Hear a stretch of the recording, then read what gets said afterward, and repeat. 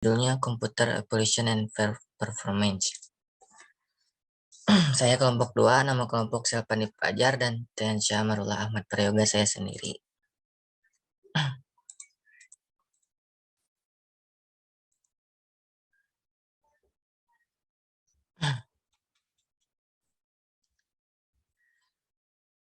Materi pertama yaitu sejarah penemuan awal mesin tik.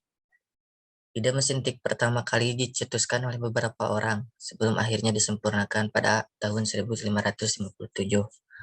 Orang Italia bernama Francesco Rampazzetto menciptakan mesin tik bernama Scrittura Tattile.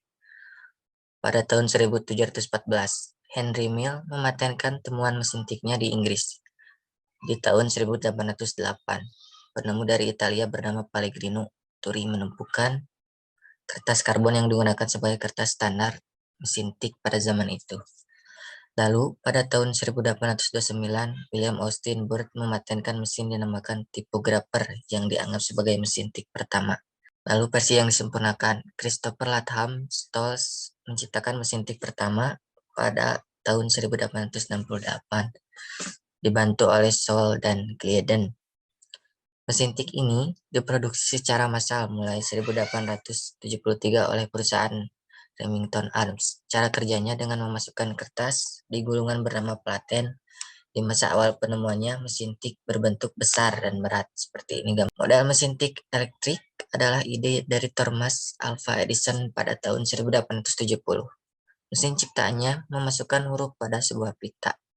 Namun, kemudian dikembangkan oleh perusahaan Likens Denver di tahun 1902. Produk mereka tidak menuai sukses karena arus listrik belum banyak waktu itu. James Fields Mathers dari Kansas menciptakan mesin yang diklaim sebagai mesin tik yang ditenagai oleh listrik praktis di 1914. Karyanya dibeli oleh Northeast Motor dan menjadi sukses besar pada tahun 1941.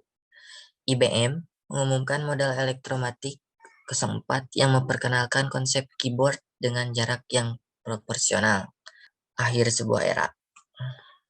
Akibat penurunan penjualan, IBM menjual divisi mesin tik kepada Lexmark pada tahun 1990. Lalu selanjutnya, sejarah komputer. Komputer generasi pertama tahun 1940 sampai 1956. Perangkat komputer yang pertama ternyata dikembangkan untuk desain pesawat dan peluru kendali. Digagas oleh Konrad Zuse, seorang insinyur asal Jerman. Komputer generasi pertama menggunakan tabung hampa udara sebagai sirkuit dan drum magnetik untuk memori seperti ini. Ada di gambar. Komputer generasi pertama ini sangat mahal dan besar hingga mengisi seluruh ruangan. Inilah komputer M dan tinggi 2,4 M. Komputer generasi pertama mengenalkan machine language, level bahasa pemrograman paling rendah yang dimengerti komputer. Nah, bahasa pemrograman ini hanya bisa menyelesaikan satu perhitungan setiap waktu, serta butuh berhari-hari atau berminggu-minggu untuk menyetel perhitungan baru. Selanjutnya, komputer generasi kedua. Transistor pada generasi ini mengubah wajah komputer yang dikenal generasi pertama. Transistor menggantikan tabung hampa dan memulai berkembangan komputer generasi kedua. Transistor jauh mengungguli tabung hampa dan memungkinkan komputer menjadi lebih kecil, cepat, murah, dan hemat energi. Dibandingkan dengan pendahulunya, selain itu, pada generasi ini juga dilakukan pengembangan memori inti magnetik. Secara umum, komputer generasi ini sudah menggunakan bahasa pemrograman tingkat tinggi. Kapasitas memori sudah lumayan besar, tidak membutuhkan banyak listrik, dan prosesnya juga sudah cepat. Komputer generasi kedua ini dibuat pada tahun 1956 sampai 1963. Selanjutnya, komputer generasi ketiga pada tahun 1964 sampai 1971. Ini gambarnya. Mulai mendekati era modern. Pengembangan integrasi sirkuit menjadi penanda komputer generasi ketiga. Dalam pemakaian komputer generasi kedua, transistor membuat komputer cepat panas. Maka komputer generasi kedua mulai ditinggalkan. Kemudian, Pada tahun 1958, Jack Billy menciptakan Integrated Circuit Chip atau IC. Kepingan kecil yang mampu menampung banyak komponen menjadi satu. Komputer pada generasi ini menjadi lebih kecil dan cepat serta murah, memungkinkan juga menjadi tersedia untuk khalayak umum. Selanjutnya, perkembangan PGA, NVIDIA.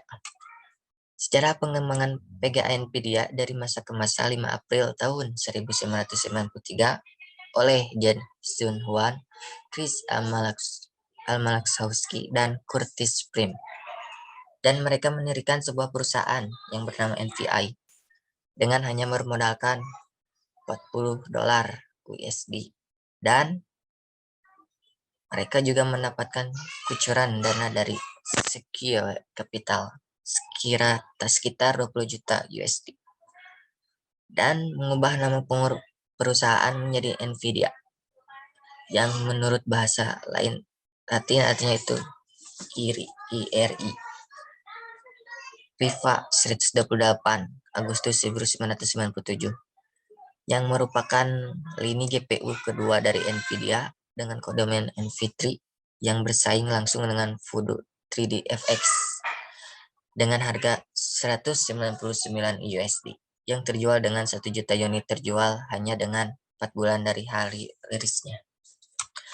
Lalu GeForce 6800 April 2004.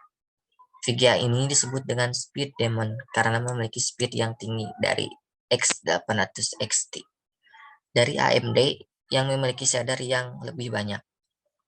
Lalu ada 8800 GTX November 2006. GPU ini merupakan GPU pertama di dunia yang mensupport DirectX X10 dengan arsitektur terbaru Tesla 90nm yang mempunyai 128 CUDA Core 576 MHz, Core Clock 1350 MHz, Shader Clock 900 MHz, Memory Clock 768 MB GDR3, 384 bit memory interface, menjadikan PGA ini menjadi yang paling yang selanjutnya adalah GeForce 900. Setelah percobaan dengan menggunakan arsitektur Maxwell yang dicoba pada GPU laptop, NVIDIA merancang kembali dengan arsitektur tersebut dengan nama GeForce GTX 900. Seri ini juga dirilis versi laptopnya dengan nama GTX 900M. Seri ini terdiri dari GTX 950 dan GTX 960 untuk kelas menengah, GTX 970 dan GTX 980 untuk kelas high-end. Dan untuk para entusias ada GTX 980 Ti dan GTX Titan X. Nah, yang kemudian ada GeForce Series 10, yaitu di tahun 2016 NVIDIA merancang kembali arsitektur baru dengan nama Pascal yang terinspirasi dari seorang ilmuwan bernama Blaise Pascal. Ada fitur-fitur baru yang ada pada seri GTX 10 ini, diantaranya adalah CUDA, DisplayPort 1.4, HDMI 2.0, Pure Video GPI Boost 3.0, dan masih banyak yang lainnya. Seri ini juga terdiri dari GT 1030 yang untuk kelas entry level, GTX 1050, GTX 1050 Ti, dan juga GTX 1060 untuk kelas menengah. Nah, GTX 1070, GTX 1070 Ti, dan GTX 1080 untuk kelas high-end. Dan juga para entusias ada GTX 1080 Ti, GTX Titan X, dan GTX Titan XP. Nah, untuk GeForce RTX 20 pada tahun 2018 silam, NVIDIA mengumumkan arsitektur terbarunya dengan nama Turing yang mengimplementasikan real-time ray tracing yang menjadi tonggak grafis masa depan. Selanjutnya adalah perkembangan prosesor Intel. Nah, jika membicarakan tentang jenis-jenis prosesor Intel, maka akan menemukan daftar yang sangat panjang. Daftar tersebut juga akan menceritakan sejarah perkembangan teknologi prosesor Intel sejak awal berdiri hingga sekarang. Intel sudah mulai mengisi industri teknologi sejak tahun 1971 dan masih eksis hingga saat ini. Bahkan menjadi populer. Berikut juga garis besar daftar prosesor Intel dari masa ke masa yang mungkin beberapa produk tersebut sudah sedang gunakan. Eh, yang pertama ada Intel 4004 tahun 1971. Pada awal terbentuknya, Intel tidak langsung kerja untuk memproduksi prosesor yang akan terpasang pada komputer. Intel mengembangkan prosesor pertamanya pada tahun 1971 yang bernama Intel 4004. Jenis prosesor ini digunakan pada mesin kalkulator Fusicom dan dulu terkenal dengan sebutan kecerdasan buatan pada benda mati. Prosesor ini adalah prosesor pertama di mana orang menyebutnya dengan mikroskoper karena ukurannya yang kecil. Meski jenis prosesor Intel ini terbuat dari unsur logam dan bercampur emas. Nah, di sini terdapat spesifikasinya, yaitu kecepatannya dari 108 sampai 700 kHz. Nah, tipenya adalah 4 bit, jumlah inti 1 yaitu atau single core. Nah, jumlah transistor 2300. Selanjutnya Intel Pentium tahun 1993. Prosesor Intel Pentium yang rilis pada tahun 1993 merupakan generasi pertama yang menggunakan CPU 32 bit dengan kecepatan frekuensi 66 MHz. Jenis prosesor ini juga menjadi awal mula perkembangan komputer generasi kelima. Prosesor ini memiliki pin yang berjumlah 273 pin dan terbuat dari keramik PGA atau pin grid array. Prosesor ini juga hemat daya karena hanya membutuhkan 3,3 volt. Nah, spesifikasinya itu kecepatannya 66 MHz, tipenya 32 bit, jumlah intinya single core, jumlah transistor 3,1 juta. Dan ini adalah contoh-contohnya, gambarnya. Itu Intel Core i7 pada tahun 2008. Jenis prosesor Intel Core i7 merupakan prosesor yang menggunakan chipset MCH yang sudah terpasang pada prosesornya. Prosesor ini adalah rancangan untuk memenuhi kebutuhan komputerisasi yang sangat tinggi atau pada pasar high-end.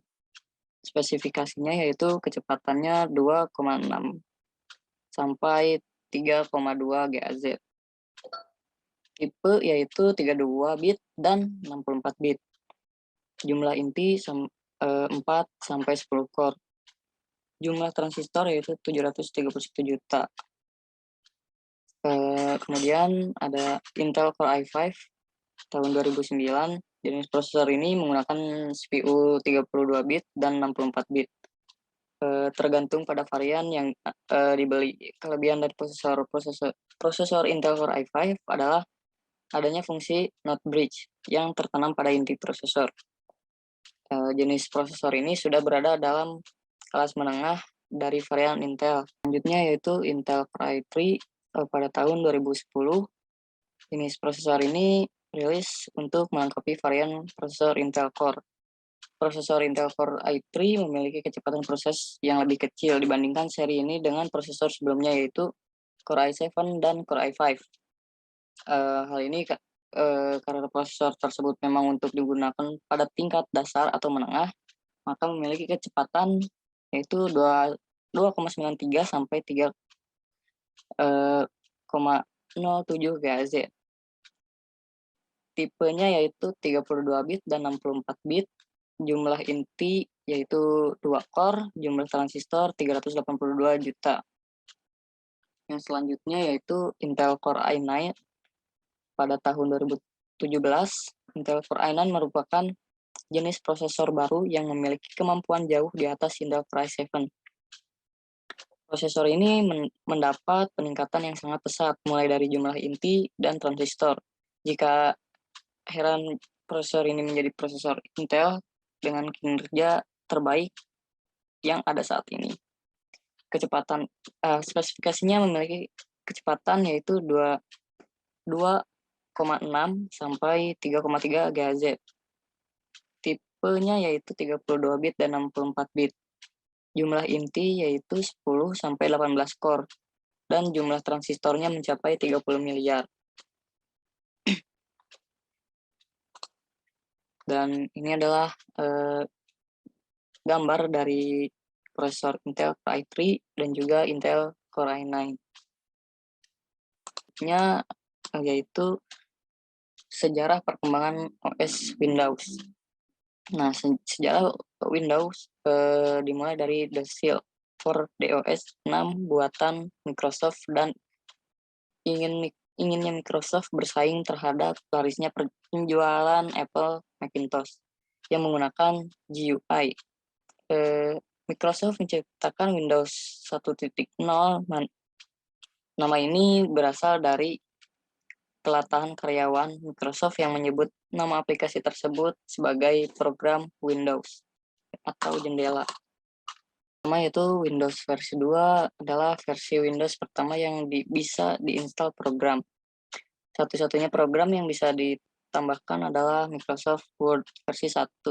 Windows versi 3 menjanjikan aplikasi tambahan yang lebih banyak. Windows versi 2 menjanjikan aplikasi tambahan yang lebih banyak, kelengkapan penggunaan, kecantikan user, interface atau antarmuka, dan mudahnya konfigurasi. Yang selanjutnya Windows versi 3.1 adalah versi Windows yang bisa mengoptimalisasi penggunaannya pada prosesor 32 bit Intel 8386 ke atas. Windows versi 3.1 adalah versi Windows terakhir sebelum era start menu. Windows 3.11 pun adalah versi Windows pertama yang mendukung network atau jaringan. Versi hibrida dapat dijalankan tanpa MS-DOS. Versi hibrida tersebut menginstalasi dirinya sendiri dengan DOS 7. Tidak seperti Windows versi 16 bit yang merupakan shell yang harus diinstal melalui DOS terlebih dahulu. Aplikasinya pun berbeda, meskipun Windows 9X dapat menjalankan aplikasi Windows 16 bit, namun Windows 9X memiliki grade aplikasi sendiri, yaitu X86 atau X32. Windows 9X sangat terkenal dengan BSOD atau Blue Screen of Death.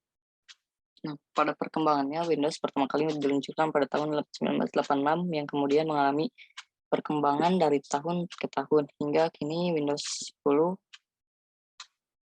Windows dapat berfungsi untuk menghubungkan antara aplikasi dan perangkat keras sehingga dapat terintegrasi, bekerja secara konsisten dan stabil. Windows juga dapat mengelola proses yang terdiri dari persiapan, penjadwalan, serta pemantauan program yang sedang dijalankan, serta juga dapat mengelola data input dan output serta mengendalikannya. Pada versi Windows 10 memiliki kemampuan untuk mengganti keyboard menjadi mode mouse dan mode tablet. Seperti pada komputer seperti Surface Pro 3 yang keyboardnya dapat dilepas. Sekian dari presentasi kelompok kami. Maaf jika ada salah kata. Wassalamualaikum warahmatullahi wabarakatuh.